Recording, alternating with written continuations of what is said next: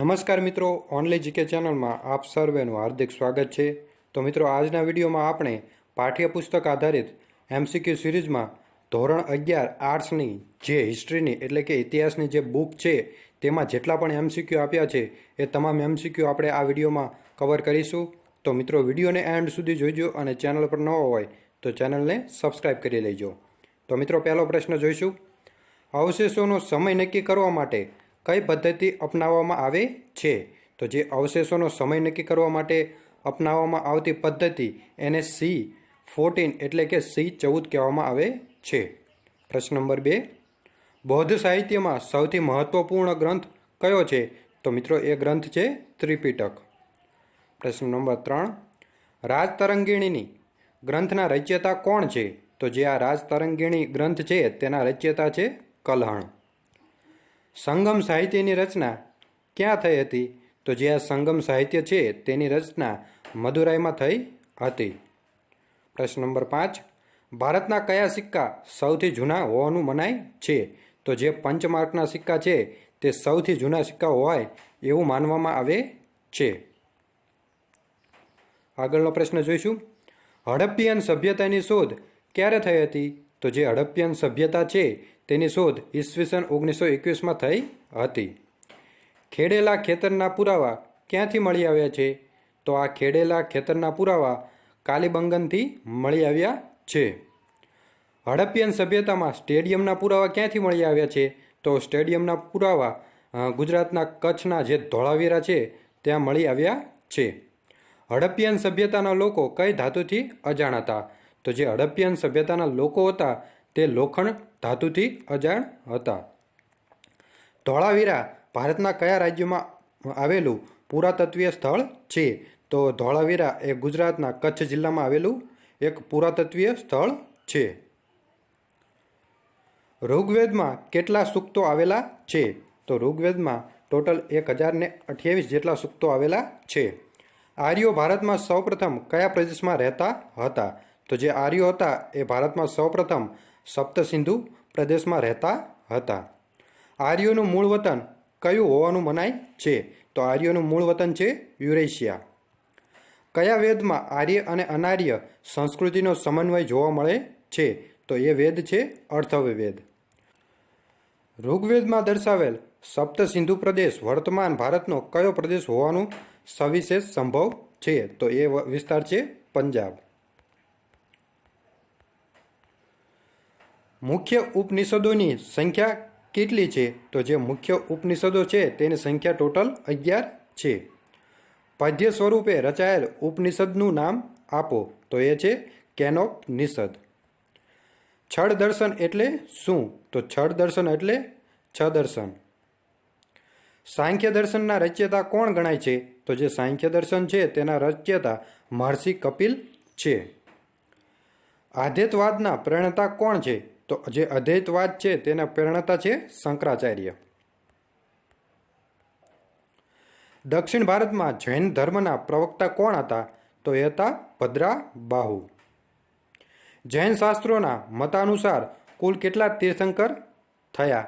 તો જૈન શાસ્ત્રોના મતાનુસાર ટોટલ 24 તીર્થંકરો થઈ ગયા।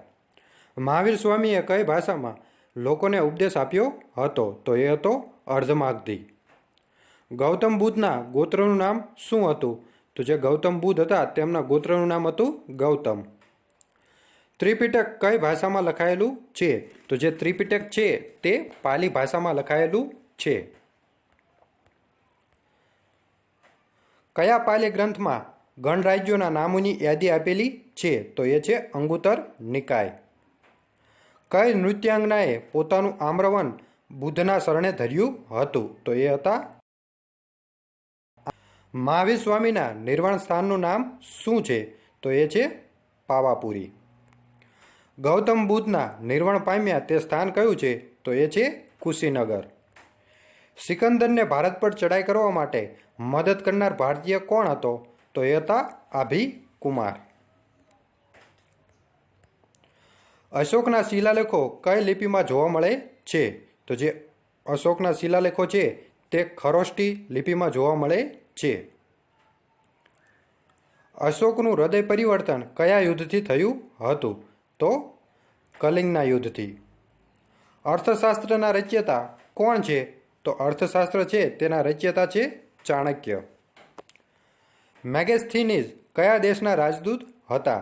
તો જે મેગેસ્થીનીઝ હતા તે ગ્રીસ દેશના રાજદૂત હતા. ચંદ્રગુપ્ત મૌર્ય સાથે પરણાવેલી ગ્રીક કન્યા હેલન કોની પુત્રી હતી? તો જે આ ગ્રીક કન્યા હેલન હતી તે સેલ્યુક્સની પુત્રી હતી. મૌર્ય સામ્રાજ્ય બાદ કયા વંશની સત્તા સ્થપાઈ હતી? તો મૌર્ય સામ્રાજ્ય બાદ શૃંગ વંશની સત્તા સ્થપાઈ હતી.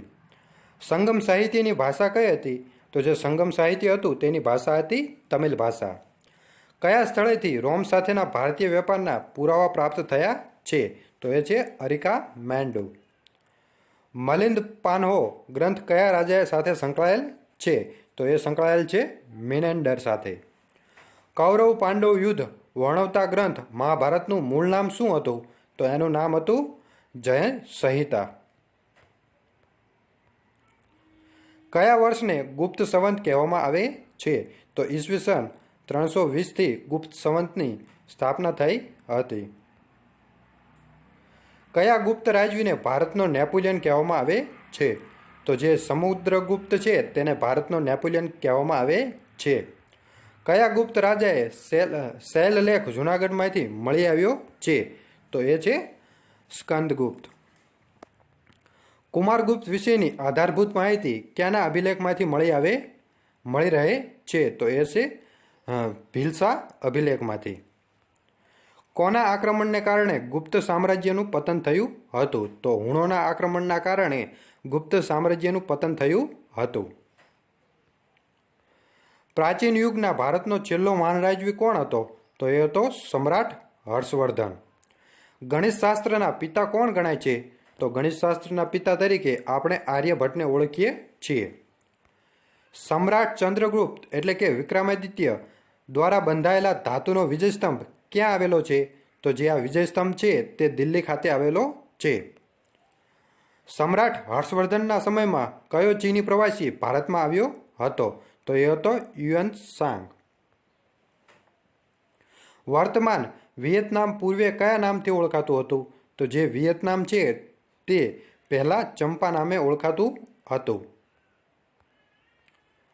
હર્ષના મૃત્યુ પછી તરત જ કયો ચીની પ્રવાસી ભારત યાત્રાએ આવ્યો હતો? તો એ હતો ઇત્સંગ.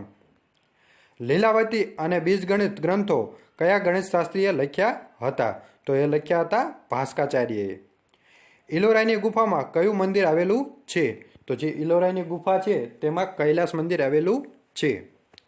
કયા ધર્મમાં ભીંત ચિત્રો દોરવાનું પ્રચલિત છે? તો એ ધર્મ છે જૈન ધર્મ. કયા મંદિરની શિલ્પકલાને ભારતની શ્રેષ્ઠ શિલ્પકલા માનવામાં આવે છે? તો જે ખજુરાહોના મંદિરની જે શિલ્પકલા છે તે શ્રેષ્ઠ શિલ્પકલા માનવામાં આવે છે. દિલ્હીના સુલતાનોની રાજભાષા કઈ હતી? તો જે દિલ્હીના સુલતાનો હતા તેમની રાજભાષા હતી ફારસી ભાષા. ભારતનો સૌપ્રથમ ઐતિહાસિક ગ્રંથ તરીકે નીચેનામાંથી કયો ગ્રંથ સ્વીકૃત છે? તો એ ગ્રંથ છે રાજતરંગીણી. કયા મુસ્લિમ આક્રમણકારે ભારત પર આક્રમણ કરી સિંધ કબજે કર્યું હતું? તો એ હતો મોહમ્મદ બિન કાસિમ. શિવબાવની ગ્રંથ કયા લેખક કોણ હતા? તો જે શિવબાવની ગ્રંથ છે તેના લેખક હતા કવિ ભૂષણ. કુંભલગઢનો કિલ્લો કયા રાજ્યમાં આવેલો છે? તો જે આ કુંભલગઢનો કિલ્લો છે તે રાજસ્થાનમાં આવેલો છે. ઓરિસ્સાના શાસકોને કયું બિરુદ આપવામાં આવ્યું હતું? તો જે ઓરિસ્સાના શાસકો હતા તેમને ત્રિકલિંગાધિપતિ નામનું બિરુદ આપવામાં આવ્યું હતું. જયદેવે નીચેનામાંથી કયા ગ્રંથની રચના કરી છે? તો જયદેવ દ્વારા ગીત ગોવિંદ નામના ગ્રંથની રચના કરવામાં આવી છે. મણિપુરનું નૃત્ય કયા નામથી વિખ્યાત છે? તો જે મણિપુરનું નૃત્ય છે તેને મણિપુરી નૃત્ય પણ કહેવામાં આવે છે. ત્રિપુરાના લોકો મુખ્યત્વે કયા દેવીની પૂજા કરે છે?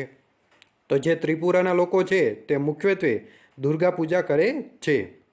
નેપાળમાં શિવ ધર્મનું કયું સુપ્રસિદ્ધ મંદિર આવેલું છે? તો એ છે પશુપતિનાથનું મંદિર. ઈસવીસન 1000થી 1026 દરમિયાન ભારત પર કોણે આક્રમણો કર્યા? તો એ હતો મહમૂદ ગઝનવી. દાગ અને હુલિયા વ્યવસ્થાના સ્થાપક કોણ હતા? તો એ હતો અલાઉદ્દીન ખિલજી. કવ્વાલી અને સિતાર સાથે કોણ સંકળાયેલ છે? તો કવ્વાલી અને સિતાર સાથે અમીર ખુસરો સંકળાયેલ છે.